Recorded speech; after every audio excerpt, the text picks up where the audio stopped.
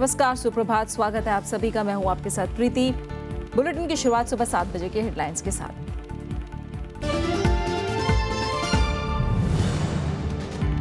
राष्ट्रपति और उपराष्ट्रपति का महिला प्रतिनिधित्व बढ़ाने पर जोर। महिला आरक्षण बिल पारित करने की बताई जरूरत। दिल्ली में महिला जनप्रतिनिधियों के पहले सम्मेलन में प्रधानमंत्री का संबोधन आज।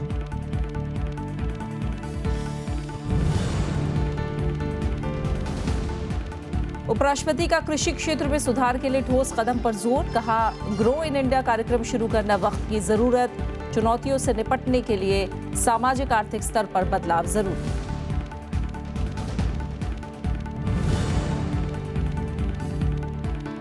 असम में कांग्रेस का प्रचार तेज। राहुल गांधी ने कहा, प्रधानमंत्री दें वादों का हिसाब। ईपीएफ पर टैक्स प्रस्ताव वापस लेने के लिए पार्टी बनाएगी दबाव।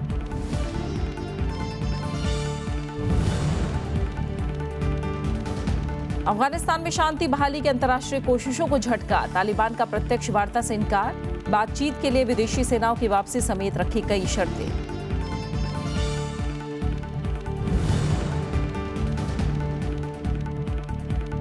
विश्व टेबल टेनिस चैंपियनशिप में भारतीय पुरुष और महिला टीम ने जीता स्वर्ण। एशिया कप में भारत बांग्लादेश के बीच खिताबी भिड़ंताज। छठी बार चैंपियन बनने के इरादे से उतरेगी team India.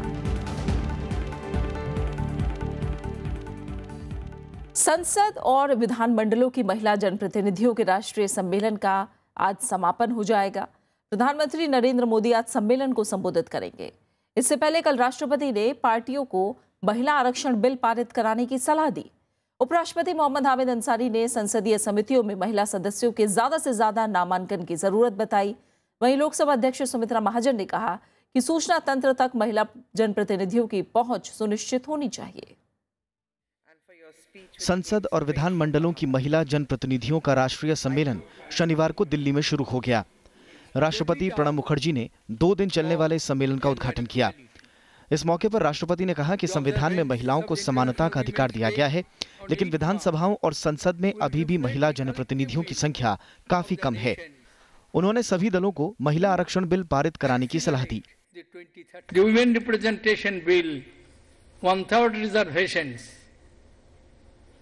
in the Lok Sabha, in the Raj Sabha, in the Vidhan Sabha, by making the necessary amendment to the Constitution. राष्ट्रपति ने कहा कि संयुक्त राष्ट्र ने लैंगिक समानता के लिए इस साल महिला दिवस की थीम प्लैनेट 50-50 बाय 2030 रखा है। भारत को इसमें अहम भूमिका निभानी चाहिए। Accelerate the 2030 agenda. The global community has to rededicate themselves to gender equality and women empowerment, and the organization of the National Conference of Women Legislature is a step, to my mind, in the right direction.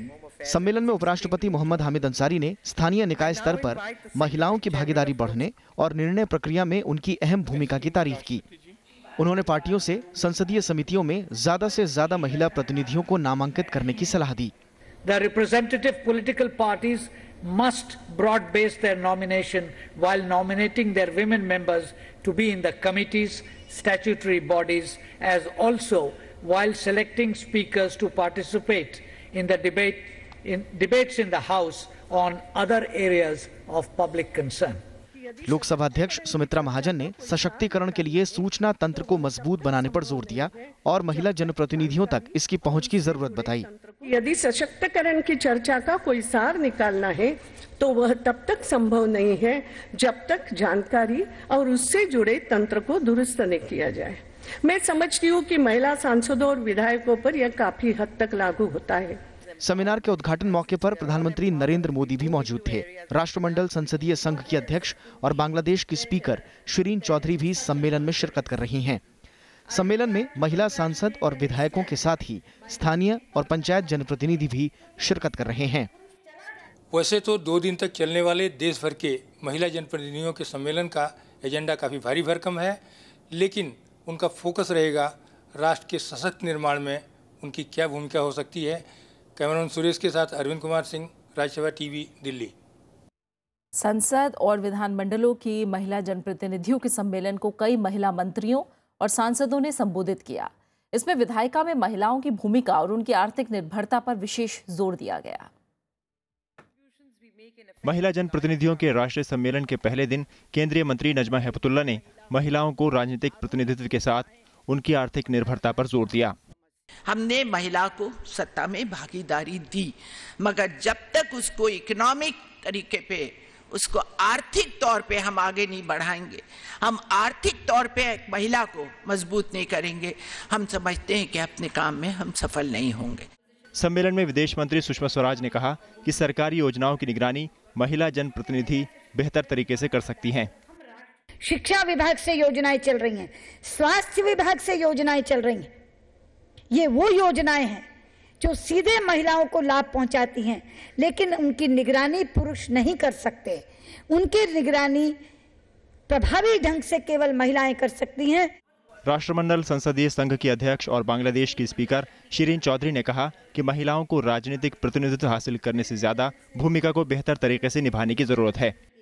First challenge is to secure your position and then exercise your authority with confidence, because it is not a charity, it is a right that you have acquired and you have to stand up for your own right. सम्मेलन को कई महिला केंद्रीय मंत्रियों और सांसदों ने संबोधित किया। रविवार को सम्मेलन में प्रशासन और कानून बनाने में महिलाओं की भूमिका पर चर्चा होगी। अरविंद कुमार सिंह, राज्यसभा टीवी।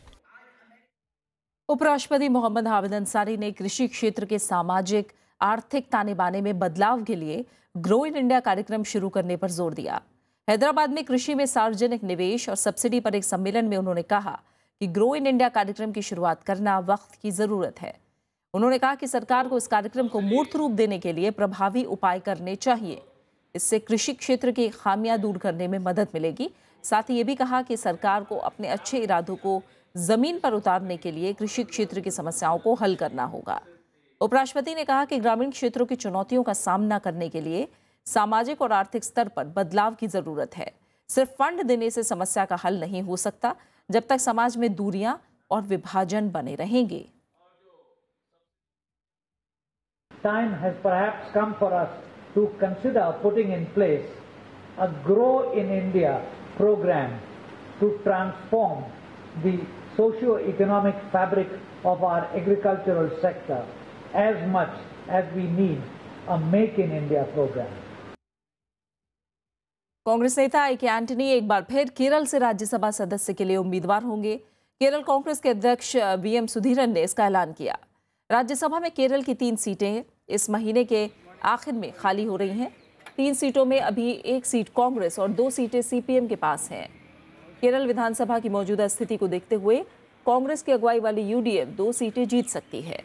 इन सीटों के लिए नामांकन पत्र 11 मार्च तक दाखिल किए जाएंगे। 14 मार्च तक नाम वापस लिए जा सकते हैं। मतदान और मतगणना 21 मार्च को होगी। कांग्रेस पार्टी ने ईपीएफ से टैक्स हटाने के लिए केंद्र सरकार पर दबाव बढ़ा दिया है। शनिवार को पार्टी की महिला कार्यकर्ताओं ने बीजेपी मुख्यालय को घेरा तो राहुल गांधी ने असम की जनता के बीच इस मुद्दे को उठाया। राहुल गांधी 2 दिनों के असम दौरे पर थे। इस दौरान उन्होंने अगले महीने होने वाले चुनाव की तैयारियों का जायजा भी लिया।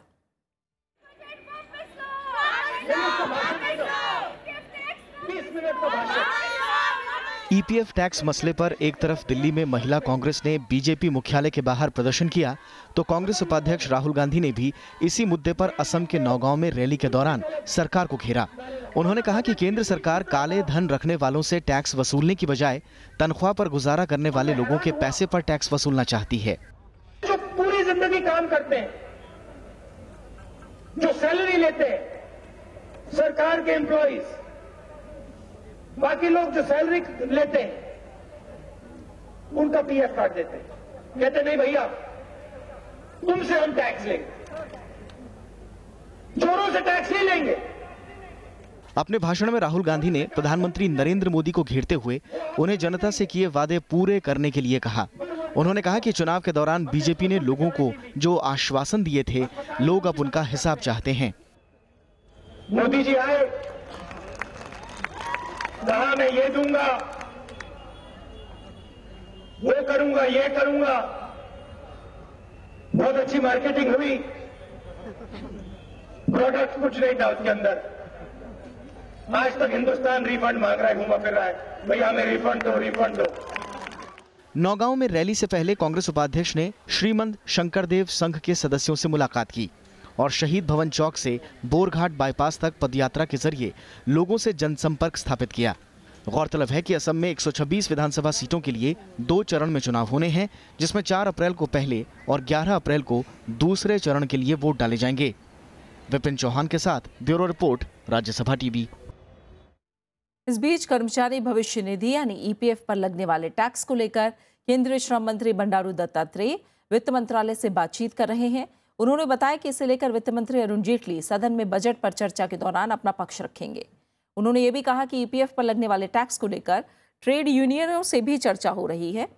इस साल बजट में ईपीएफ पर टैक्स लगाने का ऐलान किया गया है। दिल्ली पुलिस ने जेएनयू अध्यक्ष कन्हैया कुमार के खिलाफ पोस्टर लगाने को लेकर मामला दर्ज कर लिया है। पुलिस इस मामले में एक शख्स से पूछताछ भी कर रही है।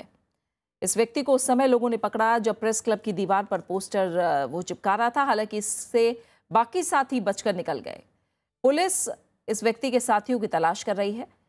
इस पोस्टर में पूर्वांचल सेना का नाम है। पोस्टर में लिखा है कि कन्हैया कुमार को गोली मारने वाले को 11 लाख रुपए का इनाम दिया जाएगा। वहीं आम आदमी पार्टी ने दोषियों के खिलाफ सख्त कार्रवाई की मांग की है।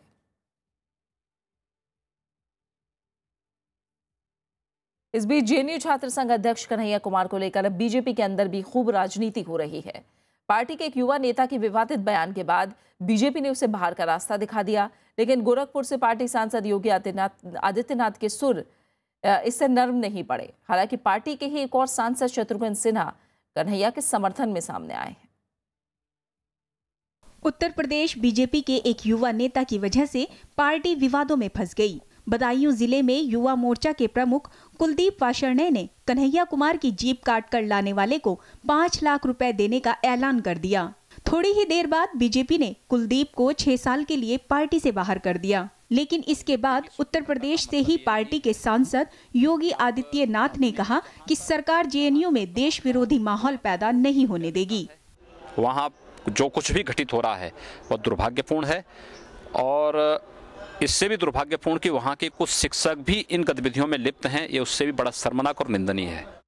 इधर दिल्ली में तथाकथित पूर्वांचल सेना के नाम से पोस्टर लगवाए गए हैं। इनमें कन्हैया को गोली मारने वाले को 11 लाख रुपए बतौर इनाम देने की बात कही गई है। हालांकि बिहार से बीजेपी सांसद शत्रुघ्न सिन्हा एक बार फिर कन्हैया के समर्थन में खुलकर सामने आ गए हैं।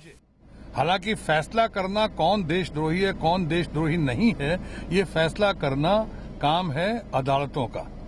अदालत और अभी मामला जो सब्जुडिस है।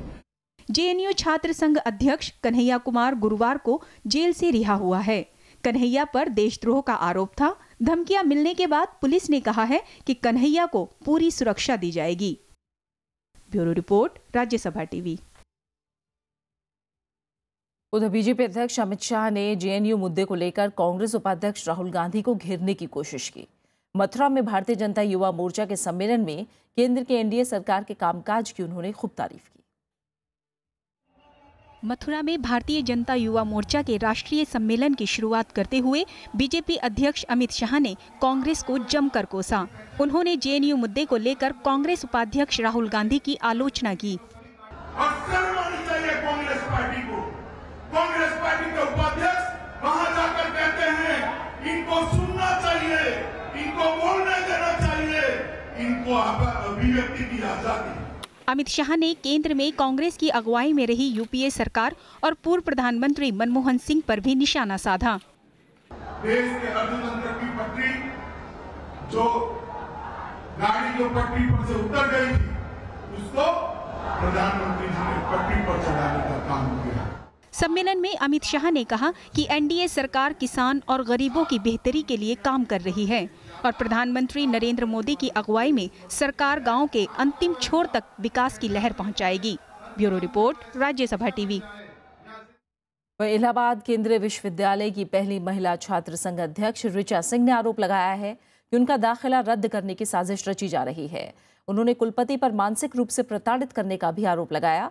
इस बीच विश्वविद्यालय प्रशासन का कहना है कि ऋचा सिंह के दाखिले से जुड़ी रिपोर्ट में आरक्षण संबंधी गड़बड़ियां पाई गई हैं।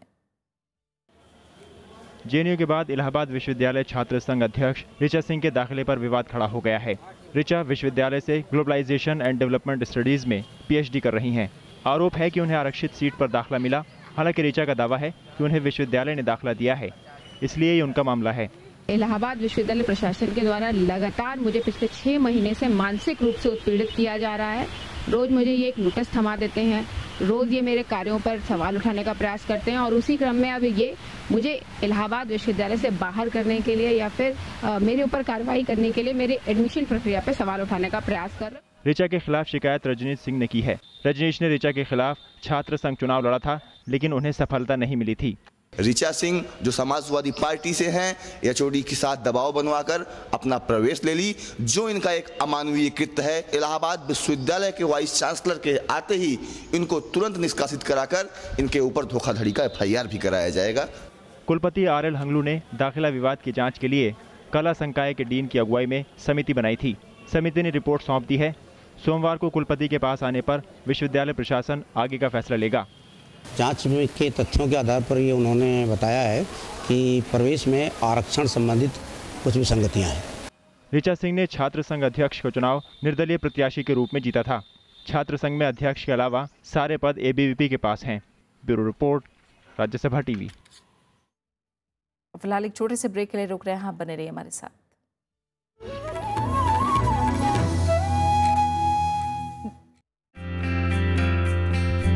जिनकी कलम बनी गवाह जिंदगी की तल्ख हकीकतों की, जिन्होंने जिंदगी को जिया अपनी शर्तों पर। आप अपनी जिम्मेदारियां समाज के लिए जरूर अदा करें, क्योंकि हमारा समाज हमें इतना देता है कि वो जो है ना, उसका कम से कम इतना तो हम कर्ज चुकाएं कि हम उसको कुछ वापस करें। मिलिए शख्सियत में कलम की दुनिया के जाने पहचाने नाम जाहिदा हिना से, शनिवार रात 10:30 बजे और रविवार सुबह 11 बजे, सिर्फ राज्यसभा टीवी पर।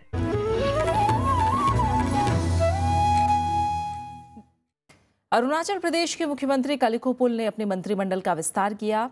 कामेंगर दोलो और चोवनामेन को मुख्यमंत्री बनाया गया है। इसके अलावा 5 कैबिनेट मंत्री शामिल किए गए हैं। देश में पहली बार 2 उप मुख्यमंत्री बनाए गए हैं। राज्यपाल ज्योति प्रसाद राजखोवा ने राजभवन में नए मंत्रियों को पद और गोपनीयता की शपथ दिलाई। नए कैबिनेट मंत्रियों में कुमार वाई, लोम्बो तेयेंग, कामलुंग मुसांग, वांगलिंग लुमांगदोंग और टी नेरबू थोंगदोक शामिल हैं।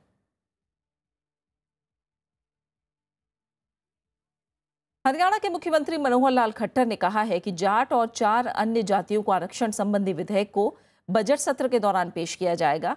उन्होंने ये भी कहा कि अन्य पिछड़ा वर्गों के लिए निर्धारित 27% आरक्षण के साथ कोई छेड़छाड़ नहीं की जाएगी, लेकिन संविधान के दायरे के तहत जाटों के लिए अलग से आरक्षण के लिए जो भी प्रावधान संभव होगा वो किया जाएगा।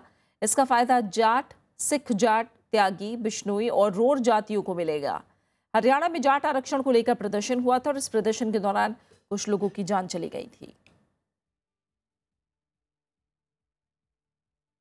केंद्रीय मंत्री रामाशंकर कथेरिया ने बीएसपी अध्यक्ष मायावती पर आरोप लगाया है।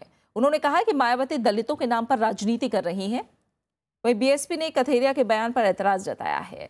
बीएसपी नेता सुधींद्र भदौरिया ने कहा कि कथेरिया ने असंवैधानिक भाषा का इस्तेमाल किया है और प्रधानमंत्री को इस पर सख्त कार्रवाई करनी चाहिए। मानता हूं कि वो दलितों की सौदागर हैं, दलितों के वोटों की सौदागर हैं। दलित समाज समझ रहा है अब वो दलित नहीं है, ना उनका भाई दलित है, ना उनका परिवार दलित है। सबसे बड़ी बात इसमें जो कठेरिया जी ने कही वो संविधान के विरोध में है। मैं समझता हूं कि भारत सरकार के प्रधानमंत्री को ऐसे मंत्री के खिलाफ तत्काल रूप से कार्रवाई करनी चाहिए। जम्मू कश्मीर में जल्दी फिर से पीडीपी बीजेपी सरकार बन सकती है। पीडीपी प्रमुख महबूबा मुफ्ती के संकेतों से बीजेपी उत्साहित है और उनके बयान को सकारात्मक संकेत मान रही है। हालांकि कांग्रेस इसे बेमेल गठबंधन बता रही है। मेरा ये है कि जो मुफ्ती साहब ने जिस मकसद के लिए इतना बड़ा फैसला किया, अगर वो मकसद मुद्दा पूरा होता है तो मुझे कोई फिक्र नहीं है कि लोग जो हैं वो मुझे बीजेपी के साथ जाने के लिए उनको अच्छा लगे बुरा लगे, अगर लोगों का जम्मू कश्मीर में नई सरकार के गठन पर पीडीपी प्रमुख महबूबा मुफ्ती के इस बयान से बीजेपी के नेता उत्साहित हैं। राज्य के पूर्व उप मुख्यमंत्री और बीजेपी नेता निर्मल सिंह ने शनिवार को कहा कि केंद्र सरकार जम्मू कश्मीर में सभी वादों को पूरा करेगी। उन्होंने कहा कि प्रधानमंत्री ने बाढ़ राहत के लिए 80,000 करोड़ का पैकेज दिया है और जरूरत पड़ी तो और राशि दी जाएगी। जो बाढ़ग्रस्त लोग हैं, जो डिस्प्लेस्ड लोग हैं, उनकी बहुत आशाएं हैं और 67 सालों की जो समस्याएं हैं उनका भी हल निकालने की कोशिश की गई है और सभी की नज़रें जो है आने वाली सरकार के लिए है, उसके ऊपर हैं और मुझे लगता है कि ये एक पॉजिटिव डेवलपमेंट है। उधर कांग्रेस का कहना है कि बीजेपी और पीडीपी विचारधारा के स्तर पर दो ध्रुवों पर खड़े हैं, इसलिए अगर दोनों पार्टियां फिर से गठबंधन करती हैं तो नुकसान राज्य की जनता को उठाना होगा। बेमेल शादी पूरे प्रदेश के लिए एक बार फिर घातक साबित हो रही। मुझे लगता है कि रस्साकशी में कश्मीर की जनता सफर करेगी। प्रशासन ठप है, कोई विकास के काम हो नहीं रहे। नेशनल पैंथर्स पार्टी ने मांग की है कि राज्य में राजनीतिक अनिश्चितता तुरंत खत्म की जाए। गवर्नर महोदय को स्पष्ट शब्दों में उनसे ये बात करनी होगी कि क्या वो सरकार बनाने के लिए तैयार है या तैयार नहीं है। बीच का रास्ता लेके और असेंबली को निलंबन में रखना, सस्पेंडेड एनिमेशन में रखना गलत होगा। जम्मू कश्मीर में 8 जनवरी से राज्यपाल शासन लगा हुआ है। शुक्रवार को महबूबा मुफ्ती ने राज्यपाल NN वोहरा से भी मुलाकात की थी। इसके बाद भी नई सरकार के गठन की संभावनाओं को बल मिला। Bureau report, Rajya Sabha TV. Paschim Bengal में शारदा चिटफंड घोटाले के आरोपी मदन मित्रा को फिर से तृणमूल कांग्रेस का उम्मीदवार बनाना विपक्षी दलों को रास नहीं आ रहा है। CPM, कांग्रेस और बीजेपी इसे गरीबों के साथ मजाक बता रही है। पश्चिम बंगाल में प्रचार शुरू होने से पहले ही तृणमूल कांग्रेस, CPM और कांग्रेस में जुबानी जंग तेज हो गई है। CPM ने कहा कि मदन मित्रा को टिकट देकर ममता बनर्जी ने बंगाल की परंपरा को तोड़ा है। पार्टी का कहना है कि बंगाल में राजनीतिक दल आरोपी को उम्मीदवार बनाने से बचते रहे हैं। He is not only arrested, he is not only accused, but public knows that how he was the beneficiary of the cheat fund and how he tried to help the Trinamool Congress and Mamata Banerjee from the kitties of the looted fund of the cheat fund. So naturally Mamata Banerjee is obliging here. TMC का ये फैसला कांग्रेस को भी रास नहीं आ रहा है। कांग्रेस का आरोप है कि ममता बनर्जी की कथनी और करनी में अंतर है। एक आदमी जिसपे इतने बड़े चिट घोटाले, बैंक घोटाले का आरोप है, जेल में बंद रहा, इतने लंबे समय से बंद है, उसको टिकट देना ये दर्शाता है कि ममता जी कहती कुछ है, करती कुछ है। इधर बीजेपी का दावा है कि शारदा घोटाले में CBI की जांच जारी है और किसी भी दोषी को बख्शा नहीं जाएगा। CBI जैसे ही अपनी जांच प्रारंभ करेगी तो मदन मित्रा ने भी बहुत सारे ऐसे नाम दिए जिनको कि वापस अंदर जाना है। तो मुझे लगता है कि चुनाव तक आते आते बहुत सारे TMC के कार्यकर्ता जो लाखों लोगों के चिटफंड के माध्यम से पैसा कलेक्ट करके उन्होंने देश के बाहर भेजा, वो सारे लोग जेल के सिक्चर में जाना भी चाहिए। TMC की ओर से जारी सूची के मुताबिक मदन मित्रा कमारहाटी से चुनाव लड़ेंगे। मित्रा फिलहाल जेल में हैं। उन्हें शारदा घोटाले के सिलसिले में 12 दिसंबर 2014 को गिरफ्तार किया गया था। Bureau report, Rajya Sabha TV. वित्त मंत्री अरुण जेटली ने कहा है कि सरकारी बैंकों को फिर से मजबूत करना उनकी प्राथमिकता है। उन्होंने कहा कि इसके लिए जल्दी विशेषज्ञ समूह बनाया जाएगा। वित्त मंत्री ने कर्ज नहीं लौटाने वालों को भी सख्त संदेश दिया। वित्त मंत्री अरुण जेटली ने शुक्रवार को कहा कि देश में ज्यादा बैंकों की जगह मजबूत बैंकों की जरूरत है। गुड़गांव में बैंक और वित्त मंत्रालय के अधिकारियों के ज्ञान संगम कार्यक्रम के बाद उन्होंने कहा कि जल्द ही एक विशेषज्ञ समूह बनाया जाएगा। वित्त मंत्री के मुताबिक बैंकों की पूंजी जरूरतों का भी पूरा ख्याल रखा जाएगा। You need strong banks rather than numerically a larger number. What is the strategy for this consolidation? The bankers themselves have suggested an expert group to immediately go into this issue. We will consider that suggestion. Arun Jaitley ने कहा कि कर्ज नहीं लौटाने वालों को किसी भी कीमत पर नहीं बख्शा जाएगा। Banks जो कदम उठा रहे हैं उसी का प्रभाव है कि कुछ लोग अब प्रयास कर रहे हैं कि कुछ एसेट्स को ट्रांसफर किया जाए और उसका पैसा बैंकों तक वापस आए। प्रोविजनिंग यानी कि ऋण की स्थिति क्या है उसमें बदलाव आया है। कोई ऋण माफी किसी को नहीं दी जाएगी और न दी गई है। वित्त मंत्री ने कहा कि डेब्ट रिकवरी ट्रिब्यूनल देश का सबसे पहला ऑनलाइन कोर्ट बन सकता है। वहीं बैंक्रप्सी कोड और इंसॉल्वेंसी कानून से जुड़े बिल बजट सत्र के दूसरे हिस्से में रखे जाने की उम्मीद है। विशाल दहिया, राज्यसभा टीवी। और कुछ अंतर्राष्ट्रीय खबरों पर नजर। तालिबान ने अफगानिस्तान सरकार के साथ शांति बहाली के लिए प्रत्यक्ष बातचीत से इनकार कर दिया है। उनका कहना है कि जब तक अंतर्राष्ट्रीय बलों की वापसी नहीं होगी वो अफगान सरकार के साथ नई शांति वार्ता में शामिल नहीं होंगे। इससे अफगानिस्तान में शांति बहाली की अंतर्राष्ट्रीय कोशिशों को झटका लगा है।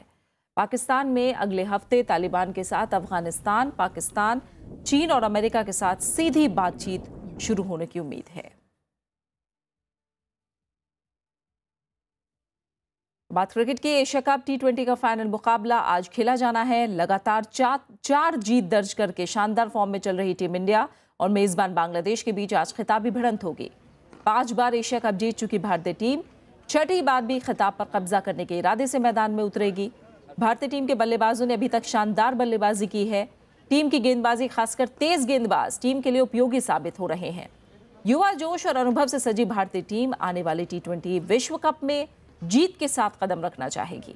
मेजबान बांग्लादेश ने एशिया कप में अपना पहला मैच हारने के बाद कई दिग्गजों को पछाड़कर फाइनल तक का सफर तय किया है। ऐसे में आज एक दिलचस्प मुकाबले की उम्मीद की जा रही है। वहीं विश्व टेबल टेनिस चैंपियनशिप में भारतीय पुरुष और महिला टीम ने दूसरी डिवीजन के स्वर्ण पदक जीत लिए हैं।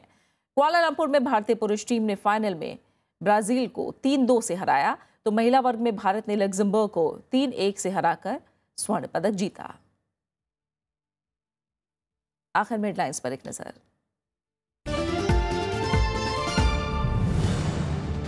राष्ट्रपति और उपराष्ट्रपति का महिला प्रतिनिधित्व बढ़ाने पर जोर। महिला आरक्षण बिल पारित करने की बताई जरूरत। दिल्ली में महिला जनप्रतिनिधियों के पहले सम्मेलन में प्रधानमंत्री का संबोधन आज।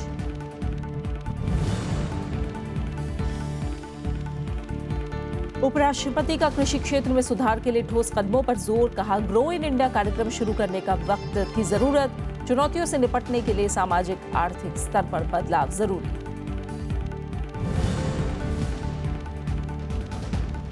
असम में कांग्रेस का प्रचार तेज। राहुल गांधी ने कहा, प्रधानमंत्री ने वादों का हिसाब। ईपीएफ पर टैक्स प्रस्ताव वापस लेने के लिए पार्टी बनाएगी दबाव। अफगानिस्तान में शांति बहाली की अंतर्राष्ट्रीय कोशिशों को झटका। तालिबान का प्रत्यक्ष वार्ता से इनकार। बातचीत के लिए विदेशी सेनाओं की वापसी समेत रखी कई शर्तें।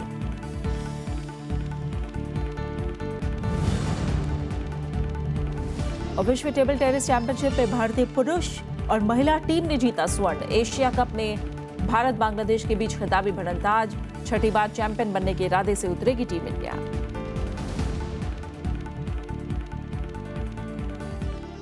और फिलहाल इस बुलेटिन में इतना ही। आगे आप देख सकते हैं तरकश। नमस्कार।